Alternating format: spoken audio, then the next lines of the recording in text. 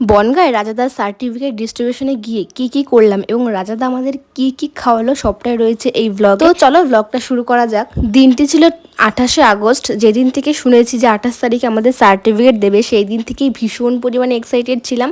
প্রায় একটা বছর ধরে এই দিনটার জন্য ওয়েট করেছিলাম। তো ফাইনালি সেই দিনটা চলেই এসছে। আমার মুখটা দেখে তোমরা বুঝতেই পারছো আমি কতটা এক্সাইটেড ছিলাম। দেখো, প্রায় 6 মাস আগে ড্রাগন ফ্রুট গাছটা আমি লাগিয়েছিলাম, তখন একদম ছোট্ট ছিল, এখন অনেক বড় হয়ে গেছে। জানি না কবে ফল হবে, বাট যখনই হোক আমি তোমাদের সাথে অবশ্যই শেয়ার করব। আর এখানে দেখো আমি রেডি হয়ে গেছি এবং বেরিয়েও পড়েছি। সেদিন কিন্তু আমাকে বেশ ভালোই লাগছিল শাড়িটা পরে, কি বলো?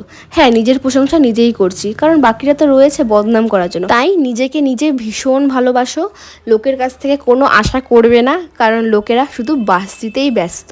আর হ্যাঁ, সব সময় নিজের কথা শুনবে, নিজের মনের কথা শুনবে, লোকের কথা একদম শুনবে না। লোকে কি বললো না বললো একদম কানে নেবে না। লোক শুধু আসবে, তোমাকে জ্ঞান দেবে, কিন্তু একটা কথা মাথায় রাখবে, দিন শেষে কিন্তু তোমার ভাতের জোগাড় তোমাকেই করতে হবে। আজকে আমি লোকের কথা শুনিনি বলেই জীবনে অল্প অল্প করে কিছু একটা করতে পারছি, এবং আমার ইচ্ছা আছে আমি আরও অনেক অনেক বড় হব।